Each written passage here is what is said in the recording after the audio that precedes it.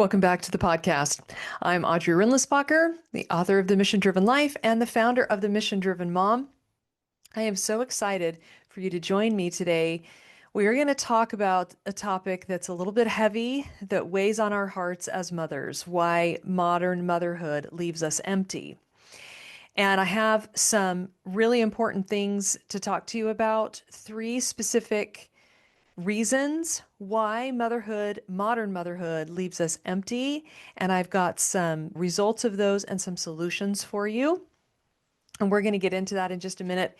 I want to tell you a couple personal stories, tell you about some of our students' experiences, and give you some tasks that you can do, some actionable steps you can take when we're done here.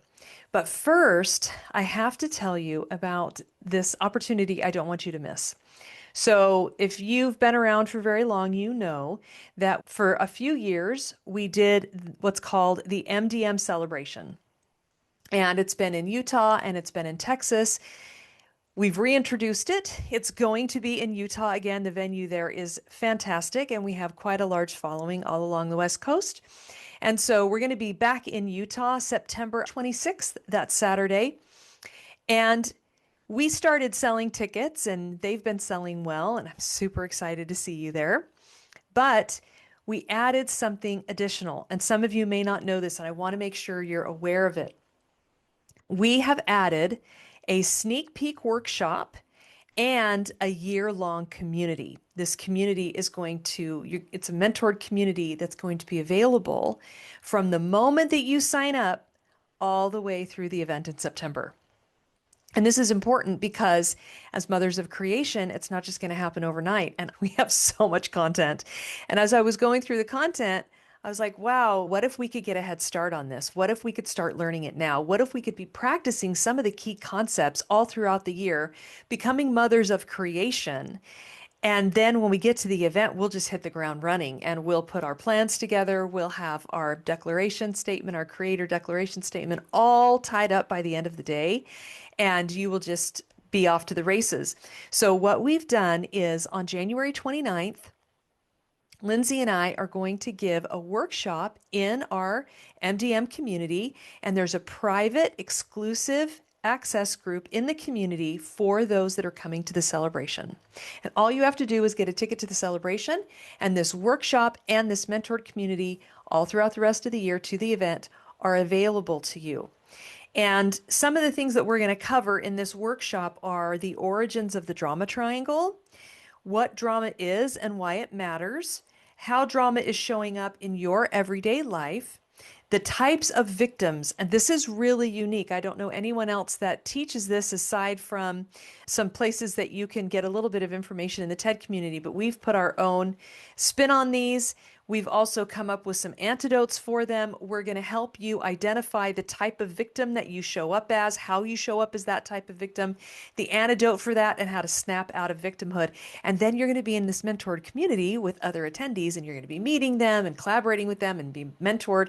And then Lindsay is going to mentor that group all the rest of the year and be taking you through some of the content in that community. So you do not want to miss it. And I'll put the description below the podcast, or you can just go to themissiondrivenmom.com and click on conference and sign up so that you don't miss that Thursday night, January 29th workshop. Now, if for some reason you can't make it, don't worry, it's recorded. So you can hop into the community anytime you sign up for the event.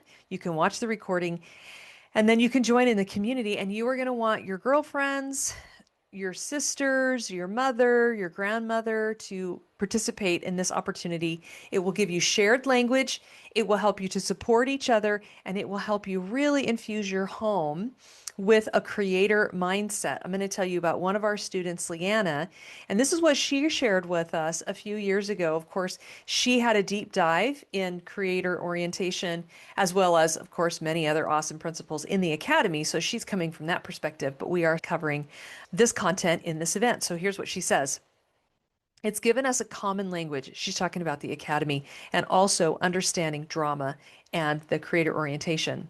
She said, the principle that is the opposite of victim is creator. It just blew my mind wide open and it blew my relationships wide open with my children. In fact, just the other day, I was having a hard day. I was tired. I was stressed. I was under some pressure and I was being impatient with my children and they could feel it. And my oldest came to me and he said, okay, mom, I want to create right now. I want to be a creator. And why could her son say that?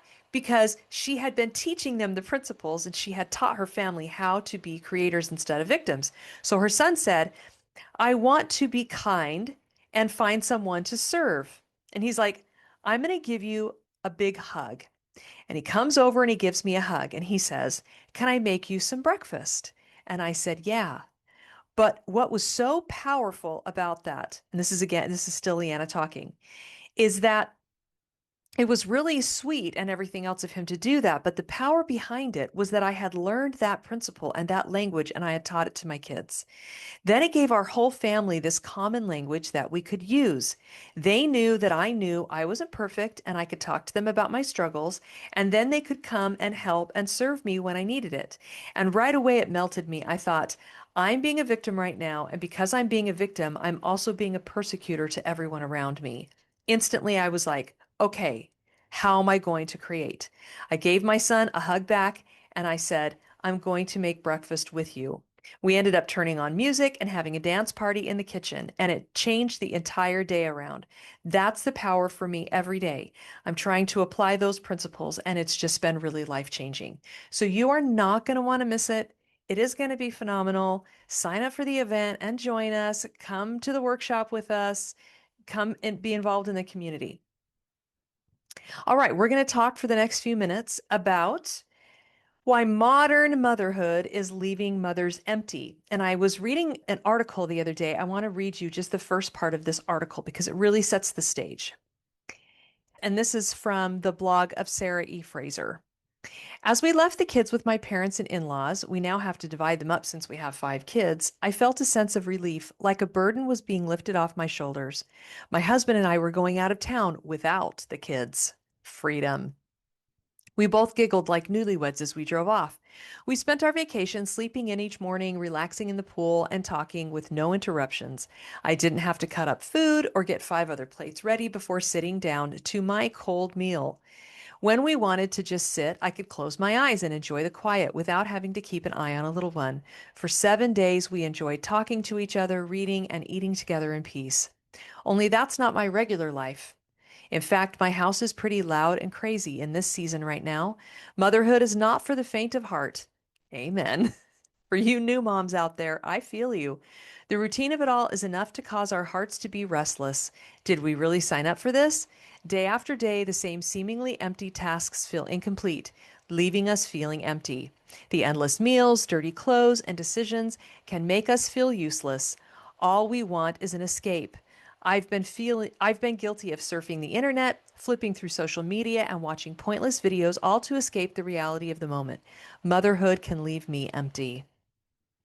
The natural tendency of my heart is to feel empty. Immediately, I want to fill it. Frantically, I look around, maybe buying more things, planning more trips away, exercising, or having a job will fill my emptiness, only it doesn't. Okay, that's exactly what we're talking about. And I'm going to give you 3 reasons why this is happening to modern women. It's not as if women in the past never felt a sense of emptiness or struggle, but there's some specific reasons of things that have been taken from us, of ways that our culture has shifted that is making it harder. So I want to preface this first reason why modern motherhood is leaving us empty with a little story of my own. Years ago, many years ago, had little children at home, and it was time to start thinking about their education. And I started doing my research in my local community. Charter schools weren't as big then. Homeschool was definitely not on the table for most people. It was not a big thing. Only quacky, weird people homeschooled. And I just was trying to figure out what are all my options.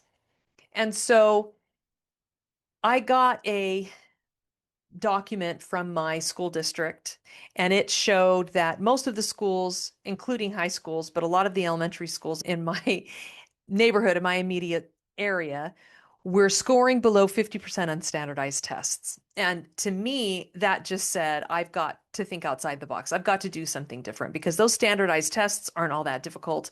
And the school, that's kind of one of public schools, one of its main jobs is to prepare the kids for these tests, and they're still failing. So what in the heck is up? So one thing led to another, and I can tell little bits and pieces of how I got there. We did private school for a while. We tried some other things, and eventually I decided to try homeschooling.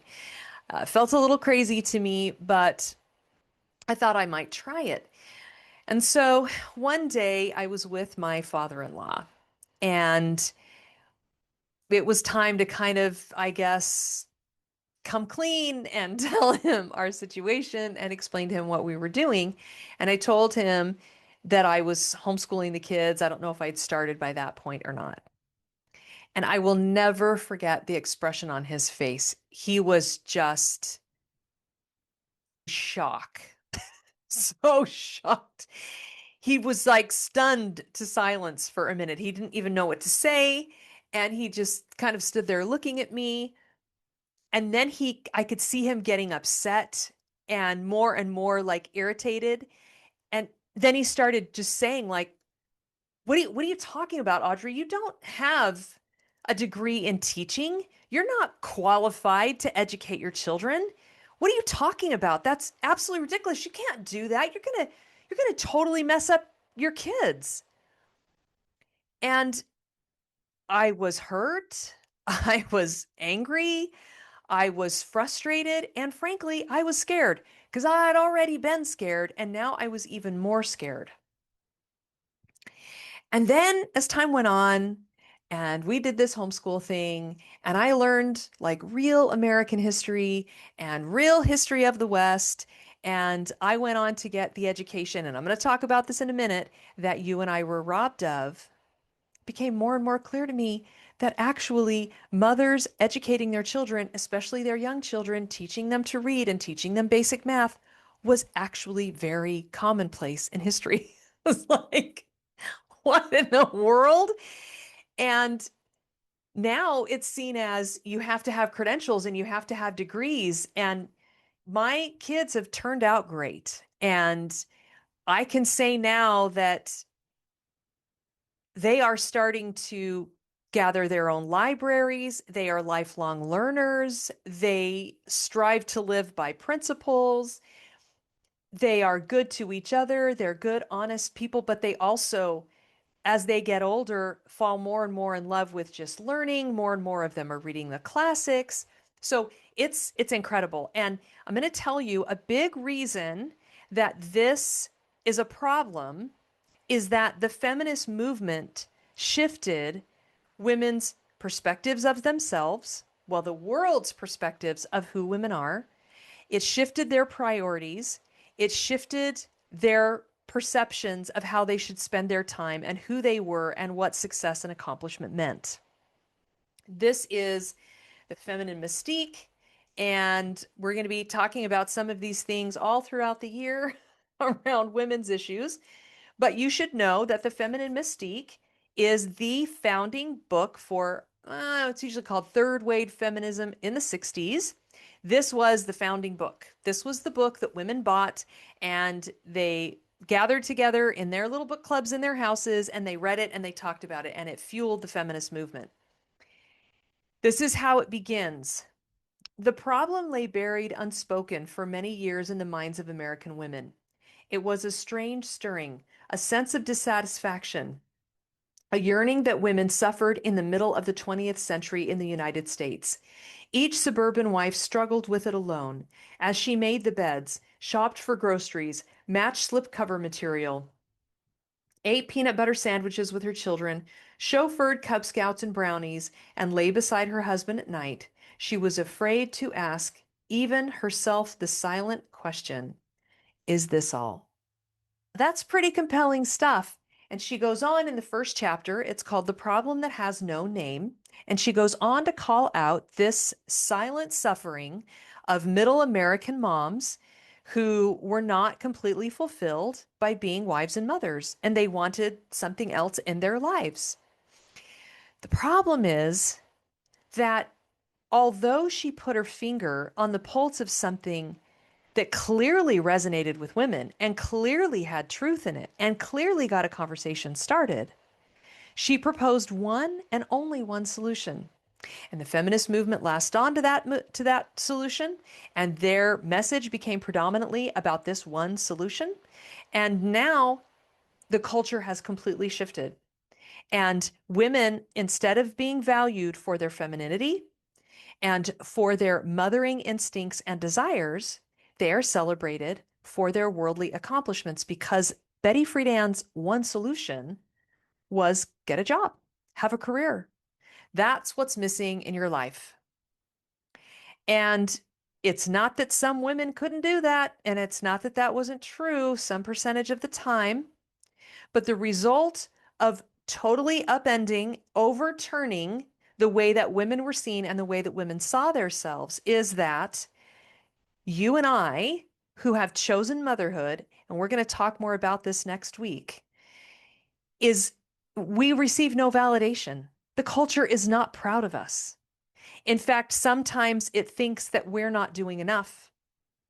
Sometimes even our husbands think that if we don't go out in the workforce and earn a lot of money, that we are not doing our job. We are not doing enough. Now, not that you can't be a working mom. It's just that we feel unappreciated. We feel invalidated. And really, one of the only rewards for us is just the love of our own children and the fulfillment we feel just from doing that job. Sometimes we wonder if we've even done the right thing. We feel pressured to perform in the marketplace and earn money or justify our choices because of what the feminist movement did to our culture. So, the solution to this first problem is for us to link arms and change the narrative. And that's what the Mission Driven Mom is doing. That's our mission and message, is that motherhood matters and that we can link arms.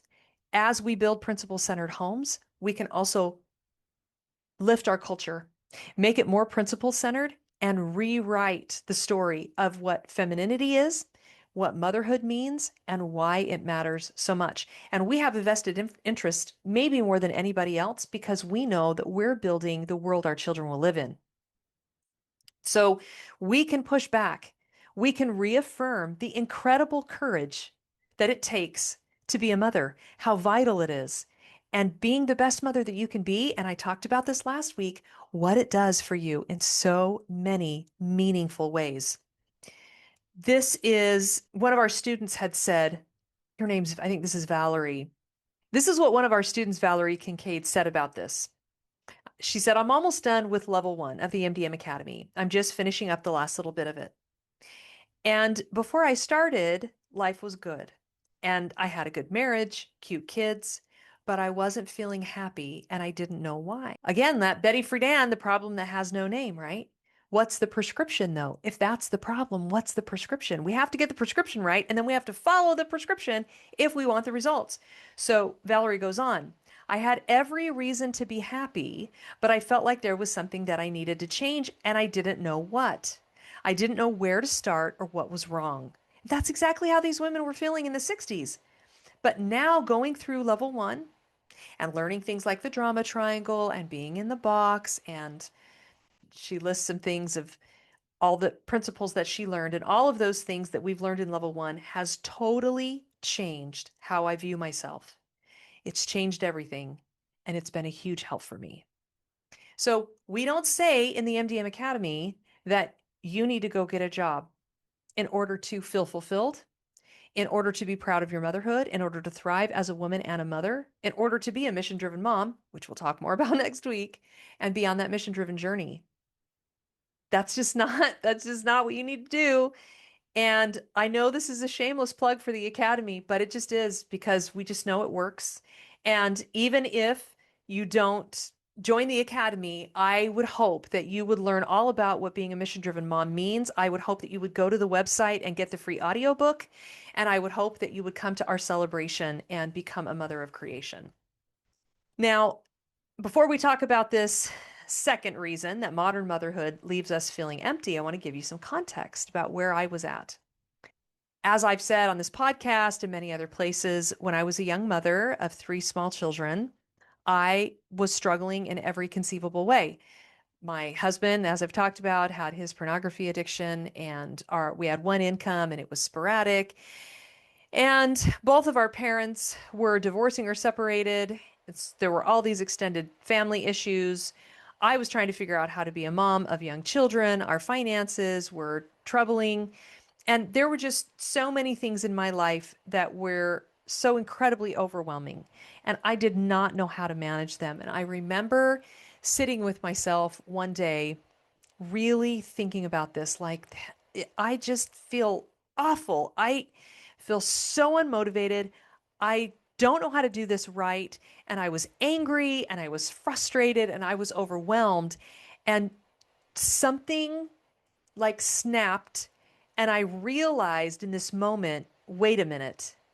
I went to 15 years of formal education and it did not prepare me for this moment. What in the world were we doing? Why did I do that? Why was I in school all those years if it didn't teach me how to be a wife, a mother, fulfilled as an individual, if it didn't show me how to manage extended family relationships and my finances and career? Like, what in the world? And I felt so cheated. And then, of course, one thing led to another, and I started to find some answers, and I searched for a year, and then I found liberal education, like the story I always tell when my sister-in-law told me. And I went to this website of this little college, and it just said that said all the readings, it said they were reading Plato. And I was like, what in the world? I can't believe they read Plato. That just sounded like something so different from anything that I've ever tried, and something that might work. I don't know. I didn't know what else to try. I tried the things. And so I went on that journey, and I learned, like I mentioned a minute ago, that liberal education used to be the go-to. It used to be what was always done. Reading original writings, looking for true principles, focusing on the good and the true and the beautiful, virtue as the fundamental end of education. All of these educational truths that were so rich and fulfilling, I luckily found as a mother of three and then four and then five and then six, and was able to acquire for myself over time, eventually getting a liberal arts bachelor's and then a liberal arts master's degree. And I'm so grateful for that. But this has been robbed. I could give you a whole history of American education and explain to you how Charles Eliot at Harvard in 1899 introduced the elective system. And because he did that, all of the other Ivy League schools followed suit. And eventually we lost the foundation of liberal arts.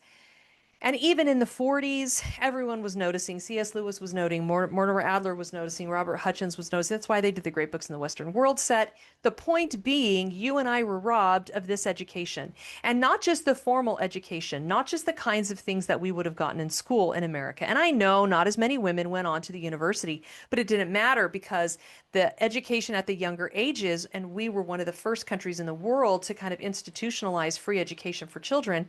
The context of it and the way that it was done and the rich conversations and the Socratic method and all that stuff. It just, anyway, we didn't get it. And in addition to that, we didn't get the training for a myriad of reasons. I mean, if you've ever read the book Laddie, it's Jean Stratton Porter who wrote the Limberlost girls books. Really incredible author. It's her autobiography, and she talks about how the girls in her family in the mid 1800s couldn't even be courted by a man, let alone go off and be married, until their mother had left home for a month and they ran the entire farm themselves so that they knew what they were doing. So, here you've got this rich context of formal education, which is not about earning money. It's about becoming your best self.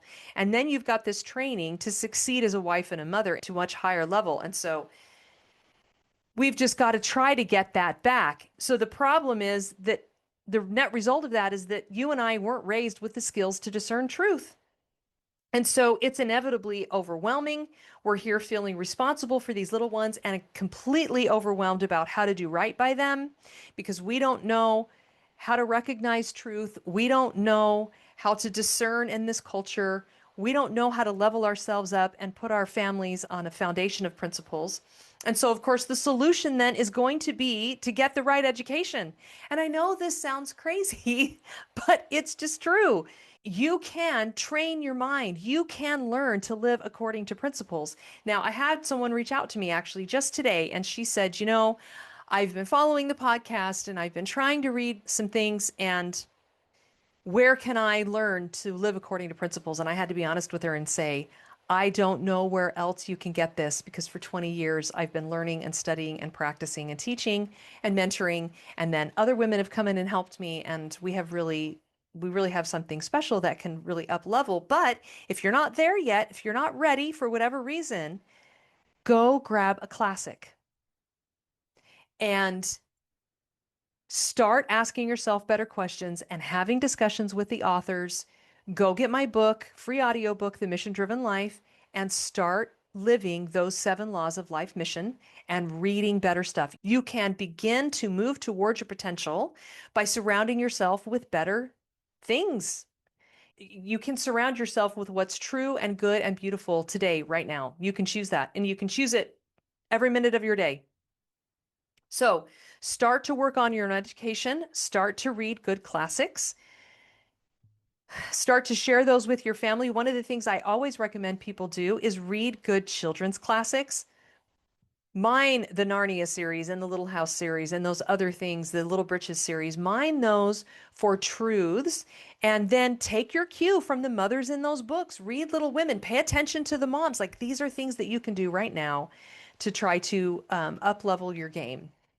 This is something that Carolyn Marriott, one of our students, said about all of this. She said, I've learned that I just need to think better and differently. Instead of trying to do more, just think differently and seek to understand and find truth. And that's why it's so important. If you don't want modern motherhood to leave you feeling empty, you've got to change the game of how you think.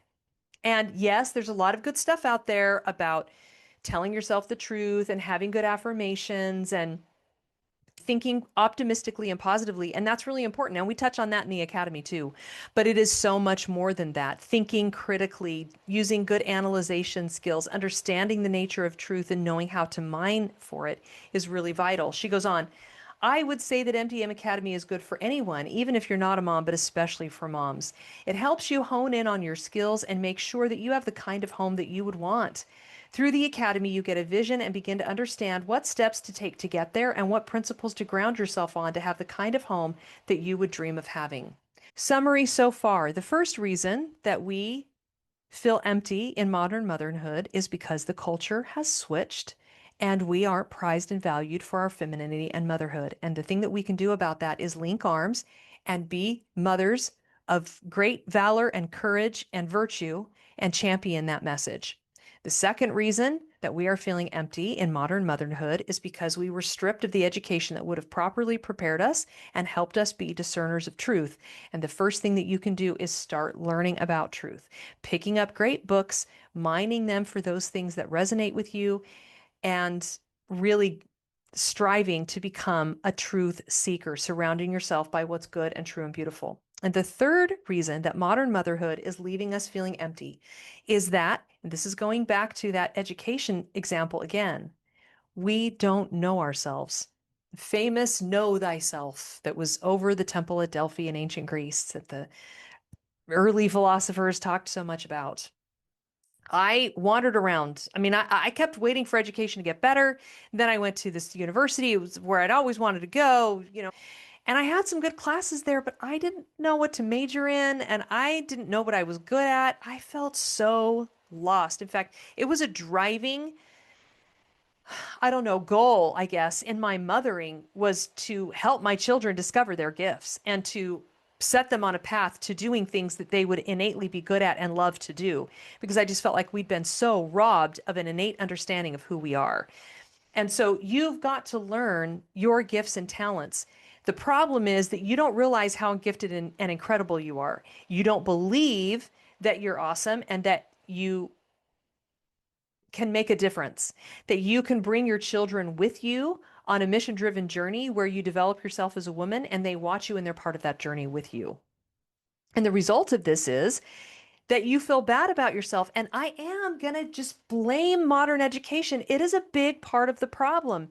It takes the arts and it frames them such that everyone thinks that if their first drawing they ever do isn't wonderful, that they aren't a good artist. And if the first instrument they try to play doesn't come out beautifully, that they aren't a musician. And so talent by talent, gift by gift, all of these get struck off the list. And what's so fascinating about this to me is that I was in my 30s when I started to actually kind of start to understand who I was. And I'm a systems builder and I'm great at creating curriculum. And I was never on the table as something that someone was good at. I could not have discovered that. So you need to be on a journey of self-discovery and imagine the example it sets, because when you don't, that problem of not recognizing how incredible you are results in feeling bad about yourself and questioning yourself, feeling unfulfilled, and then guilty for feeling unfulfilled because you have a beautiful family and they should be everything to you. Just like Valerie was talking about, this terrible conundrum that we find ourselves in. And, it's like the story that I tell so often, which was the catalyst for building the academy in the first place. When I was in that women's class and she passed out the roses and, to women at random. And then she said, come up, put your rose in a vase and tell us what you're good at. And woman after woman went up there and said something self-deprecating, like a dozen of them. And I was so heartbroken by the time that was over. I could not believe it. And I just thought, these women don't know who they are. They don't know how incredible they are. And they don't have the confidence in their gifts and talents that they could stand up in front of their friends and confidently declare what they're good at. We need women like that. And we have this false modesty and this false humility. Humility is to be teachable and meek, not to be self-deprecating. So the solution is to engage in proper self-discovery, to develop your gifts and bring your children on a mission-driven journey to bless humanity. And my book, The Mission Driven Life, go get the audiobook for free at The Mission Driven Mom. It will give you the framework for how that's done. There's a lot of ways that you can do this. I'm going to give you one tool. It's this book, Cure for the Common Life. It's fantastic. We do it early in the academy. We have like 7 or 8 different self-discovery tools, resources, assessments, things like that.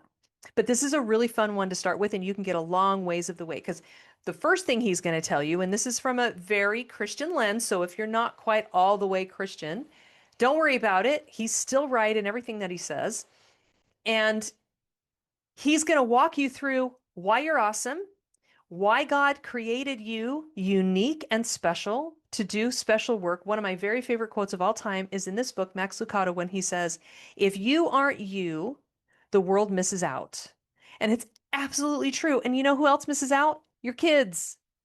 And then they get an image of adulthood that, like, motherhood is super hard and it's kind of crappy, and why would I want to do that, because it just depresses and overwhelms you and all that kind of stuff. And I'm not blaming you for feeling that way. I felt that way too. It's not your fault. You just haven't had the right tools. You didn't get the right education. The culture is all stacked up against you. And you're struggling to believe, because your education beat it out of you, that you really could do something super unique and special that would make a difference in other people's lives. And I'm here to tell you that you can. I'm going to tell you this one little story from the beginning of the book. And what's going to happen is you're going to go grab this book and you're going to read it and you're going to do the exercises in the back. And the central core of that is you're going to write what he calls your story, acronym STORY. It's really cool. We do it in the academy. And you are going to mine your past for unique things about you, times when you lost all sense of time, when you were loving what you were doing and something came easily to you and you didn't realize it didn't come easily to other people. So I'm going to give you this one example and then we'll finish up this podcast. Max Lucado shares this story. I recently met a 20-year-old who needed to hear this. Just discharged from the military, he was pondering his future. He bore a square jaw, a forearm tattoo, and a common question. He didn't know what to do with the rest of his life. As we shared a flight, he told me about his uncle, a New England priest. What a great man, the ex-soldier sighed. He helps kids and feeds the hungry. I'd love to make a difference like that. So I asked him the question of this chapter. What were some occasions when you did something you loved to do and did it well? He dismissed me at first. Ah, what I love to do is stupid. Try me, I invited. I love to rebuild stuff. What do you mean? He spoke of an old coffee table he found in the garage. Seeing its potential, he shaved off the paint, fixed the broken legs, and restored it. With great pride, he presented it to his mom. Tell me another time, I prompted. This one is really dumb, he discounted, but when I worked at a butcher shop, I used to find meat on the bones others threw out. My boss loved me. I could find several pounds of product just by giving the bone a second try. As the plane was nosing down, I tested a possibility with him. You love to salvage stuff. You salvage furniture, salvage meat. God gave you the ability to find a treasure in someone else's trash. My idea surprised him. God did that? Yes, God. Your ability to restore a table is every bit as holy as your uncle's ability to restore a life. You would have thought he'd just been handed a newborn baby. As my words sank in, the tough soldier teared up. And my message to you today on this third point is Max Lucado's message right here. See your desires as gifts to heed rather than longings to suppress, and you'll feel the same joy. I have a quote up on my vision wall that's something like, the dreams that you nurture in your heart are the most noble part of you. So pay attention to what you do well, what you like to do, why you love to do it. Here's another one of our students. I didn't think I had a lot of gifts, but through MDM Academy, I've really discovered my gifts and talents and really come to appreciate them on another level. And I feel like I use them with more respect and reverence for myself and the gifts I've been given. I discovered myself in a new way and how to focus on my strengths. I now see the power of being focused on the things that I'm good at. And that's what you can do. Start with this book and then go on a journey of trying things you've never tried before. And I say this on the podcast often. I give this as a solution often because I know that these are the things that work. These are the things that turn you back on, that make you feel alive again. And you can do them right there with your kids. Years ago, my husband had always wanted to take karate. And so you know what he did? He took karate with my two younger kids. And they have all these incredible memories together of doing karate and serving in the karate space and helping with the events that they put on and all of those kinds of things and being a force for good in the community, doing the thing that they loved and doing it together. And you can do that too. I promise you can absolutely do that. So remember, let's push back on the narrative of who mothers are and what we mean. And we're going to talk about that more in detail next week. Get the education you deserve by picking up a classic and surrounding yourself by enriching things, and then get to know yourself and develop your talents. I would love to hear in the comments below which of these three you plan to work on and to dive into.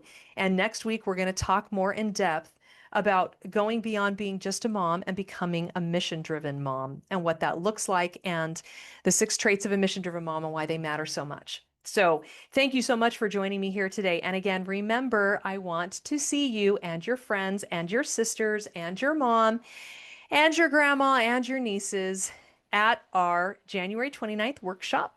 And in that private community, that exclusive community for the celebration attendees, I will see you there.